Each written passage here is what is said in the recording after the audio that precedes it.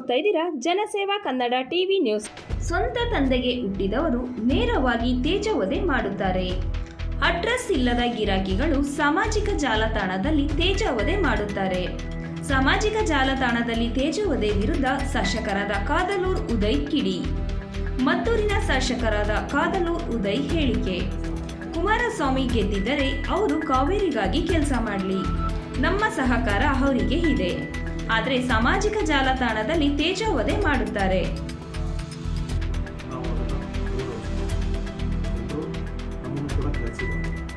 ಕೆಲಸದ ನಾವು ಖುಷಿ ಪಡ್ತೀವಿ. ಇವತ್ತು ಅವರ ನಿರ್ಧಾರ ಬದಲಾವಣೆಯಾಗಿ ಬೇರೆ ನಮ್ಮ ಪಕ್ಷದ ನಾವು ಅದನ್ನು ಗೌರವಿಸ್ತೀವಿ. ಮುಂದೆ ಚುನಾವಣೆ ಬರ್ತಾರೆ ನೋಡೋಣ. ಹಿಂದೆನೂ ಕೂಡ 2018ರಲ್ಲಿ ಇದೇ ರೀತಿ ಫಲಿತಾಂಶ ಬಂದಿತ್ತು ಮಂಡ್ಯದಲ್ಲಿ. ಮತ್ತು ಹಳೆ ಮೈಸೂರು ಭಾಗದಲ್ಲಿ ಸಂಪೂರ್ಣವಾಗಿ ಒಂದು ಅಲೆ ಬಂದಿತ್ತು. ಒಬ್ಬರು ಸೈಡ್ ಆಗಿದ್ದು ಅದಕ್ಕೆ ಈ ಸರಿ ಮೋದಿ ಲಿಂಗಾಯತರು ಎಲ್ಲರೂ ಕೂಡ ಒಂದು ಒಗ್ಗಟ್ಟಾದರು, ಎರಡು ಪಕ್ಷ ಒಗ್ಗಟ್ಟಾದರು. ಇವತ್ತು ಜನ ಅವರಿಗೆ ಆಶೀರ್ವಾದ ಮಾಡಿದರು, ಒಳ್ಳೆಯದಾಗಲಿ ಅವರಿಗೆ. ಇವತ್ತು ಭಾಳಷ್ಟು ಜನ ನಮ್ಮ ರೈತರು ನಾವೇನೋ ಕಾವೇರಿ ಸಮಸ್ಯೆ ಏನು ಅಂತ ಊರನ್ನು ಹೇಳ್ತೀವಿ. ಈಗ ಕುಮಾರಸ್ವಾಮಿಯನ್ನು ಗೆಲ್ಲಿಸಿದ್ದಾರೆ, ಅವರು ಕೇಂದ್ರಕ್ಕೆ ಹೋಗ್ತಿದ್ದಾರೆ. ಆದಷ್ಟು ಬೇಗ ಅವರು ನಮ್ಮ ಕಾವೇರಿ ಸಮಸ್ಯೆಯನ್ನು ಪರಿಹಾರ ಮಾಡಿ ರಾಜ್ಯದಲ್ಲಿ ನಮಗೆ ಮ್ಯಾಂಡೇಟನ್ನು ಕೊಟ್ಟಿದ್ದಾರೆ. ಅಭಿವೃದ್ಧಿ ಕಾರ್ಯಗಳು ನಾವೇನು ಮಾಡಬೇಕು, ನಮ್ಮ ಸರ್ಕಾರ ಏನು ಮಾಡಬೇಕು, ನಾವು ಪ್ರಾಮಾಣಿಕವಾಗಿ ಮಾಡ್ತೀವಿ. ಪಂಚ ಗ್ಯಾರಂಟಿ ನಾವು ಬಡವರು, ಮಹಿಳೆಯರು ಬದುಕಿಗೆ ಬದುಕಾಗಬಾರ್ದು, ಬದುಕಿನ ಕಟ್ಟಲ್ಲಿ ಯಾವುದೇ ಒಂದು ಸಪೋರ್ಟಿವ್ ಆಗಲಿ ಅಂತ ನಮ್ಮ ಸರ್ಕಾರದಿಂದ ನಮ್ಮ ಅಧ್ಯಕ್ಷರು ಕೊಡ್ತಾ ಇದ್ದಾರೆ. ಸೊ ನಾವು ಅನುಕೂಲ ಆಗಲಿ ಅಂತ ಕೊಟ್ಟಿದ್ದೇವೆ ಹೊರತು ನಮಗೆ ಓಟ್ ಹಾಕಲಿ ಅನ್ನುವಂಥ ಉದ್ದೇಶ ಇಟ್ಕೊಂಡು ನಾವು ಅದೇನು ಗ್ಯಾರಂಟಿಗಳನ್ನು ಕೊಟ್ಟಿಲ್ಲ. ಓಟ್ ಹಾಕೋದು ಅವರ ಇಚ್ಛಾಶಕ್ತಿ ಅಂತ ಹಾಕುವಂಥದ್ದು. ಸೊ ಕಳೆದ ಬಾರಿ ನಾವು ಚುನಾವಣೆಗೆ ಮೊದಲೇ ನಾವು ಇವೆಲ್ಲವನ್ನು ಅನೌನ್ಸ್ ಮಾಡಿದ್ವಿ. ಸೊ ನಮಗೆ ಮತವನ್ನು ಹಾಕಿದ್ವಿ, ಈಗ ಹಾಕಿಲ್ಲ. ಸೊ ಅವರ ಏನು ನಿರ್ಧಾರ ಇದೆ ಅದನ್ನು ನಾವು ಮತದಾರರ ನಿರ್ಧಾರವನ್ನು ತಿರಸ್ಕಾರ ಮಾಡಿದ್ದಾರೆ ಅಂತ ನಾವು ಹೇಳಲಿಕ್ಕೆ ಬರಲ್ಲ. ಇದು ಕೆಲವೊಂದು ಸಂದರ್ಭದಲ್ಲಿ ಒಂದು ವೇವ್ಸ್ ಬಂದಂಗೆ ಚುನಾವಣೆ ಆಗ್ತದೆ. ಈಗ ಹಿಂದೆ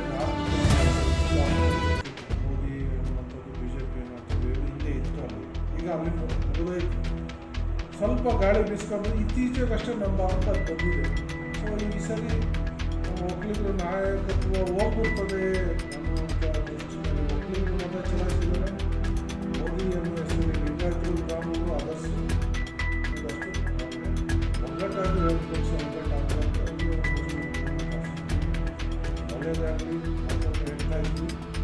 ನಮ್ಮ ಕಾವೇರಿ ಸಮಸ್ಯೆನ ಅವ್ರ ಬಗ್ಗೆ ಯಾಕಾಗ್ತಾ ಇಲ್ಲ. ನೀವೇ ಭಾಳಷ್ಟು ಈಗ ನಾವು ಎಷ್ಟು ಬುದ್ಧಿ ಪೂಜೆ ಮಾಡಬಹುದು, ಎಷ್ಟೆಲ್ಲ ನೀವೇ ನಿರ್ಮಿಸಿದ್ವಿ. 3 ತಿಂಗಳಿಂದ ಕೂಡ ಕಂಡಕ್ಟು ಯಾವುದೇ ಕೆಲಸವನ್ನು ಮಾಡಲಿಕ್ಕಾಗಿಲ್ಲ. ಶುರುವಲ್ಲಿ 1-2 ತಿಂಗಳು ಸರ್ಕಾರ ಬಂದಾಗ ಇದೆಲ್ಲ ಸೆಟಪ್ ಆಗಲಿಕ್ಕೆ 1-2 ತಿಂಗಳು ಸಮಯ ಬೇಕು. ನಾವು ಕರೆಕ್ಟಾಗಿ ಕೆಲಸ ಮಾಡಿದ್ರೆ ಒಂದು 6 ತಿಂಗಳು ಸರ್ಕಾರ. 6 ತಿಂಗಳಲ್ಲಿ ನಮಗೆ ಭಾಳಷ್ಟು ಇನ್ನೂ ಭಾಳಷ್ಟು ಬೇರೆ ದಿನಗಳಲ್ಲಿ ಭಾಳಷ್ಟು ಬೇರೆ ಬೇರೆ ನಿರ್ಮಾಣಗಳಿಗೆ ಅನುಕೂಲ ಆಗ್ತದೆ. ಈಗ ಎಲ್ಲರೂ ಕೂಡ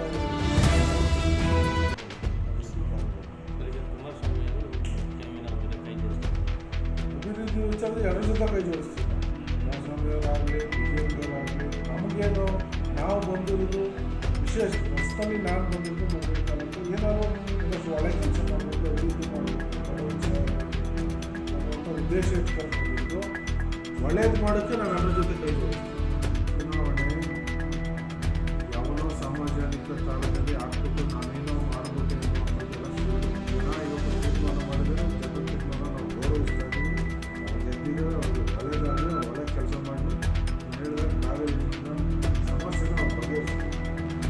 ಒಂದು ಸಂಪೂರ್ಣವಾದ ಅದಕ್ಕೆ ಬೆಂಬಲ ಇದೆ ಆ ವಿಚಾರದಲ್ಲಿ. ಈ ತೇಜವಧೆ ಮಾಡೋದು ಏನು ಗೊತ್ತಾ, ಅಡ್ರೆಸ್ ಇಲ್ಲದೆ ಇರುವಂಥದ್ದು. ಅವನು ಕೂಡ ಫೋನ್ ನಂಬರ್ ಕೊಟ್ಟು ಅದು ಒಂದು ಕಡೆ ಬಂದು ಅಧಿಕೃತವಾಗಿ ಅವನ್ನ ತೇಜವಧೆ ಮಾಡೋದು, ನಮ್ಮ ಬಗ್ಗೆ ಅಪಪ್ರಚಾರ ಮಾಡೋದು ನೇರವಾಗಿ ಮಾಡಲಿ. ಅವನು ಸ್ವಂತ ತಂದೆ ಹುಟ್ಟಿದ ಮಗ ಅಂತ ನಾವು ಒಪ್ಕೊತೀವಿ.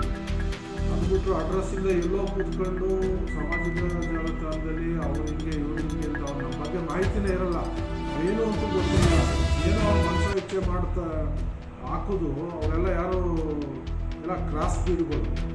ಏನು ಕ್ರಾಸ್ ಬ್ರೀಡ್ಗಳು ನಮ್ಮ ಹಳ್ಳಿ ಇನ್ನೊಂದು ಪದ ಹೇಳ್ತಾರೆ, ನನ್ನ ಭಾಷೆ ಉಪಯೋಗಿಸೋಲ್ಲ. ಆ ಕ್ರಾಸ್ ಬ್ರೀಡ್ಗಳಿಗೆಲ್ಲ ತಲೆ ಕೆಡಿಸ್ಕೊಳ್ಳಲ್ಲ. ಮೊದಲೇ ಕ್ರಾಸ್ ಬ್ರೀಡ್ಗಳು ಅಂದಮೇಲೆ ಅವ್ರು ಏನು ಬೇಕಾದ್ರೂ ಮಾಡ್ಕೊಳ್ತಾರೆ. ಈ ವಿಚಾರಣೆಗೆ ಪ್ರಕರಣ ಏನಾದ್ರು ದಾಖಲು ಮಾಡ್ತೀರಾ?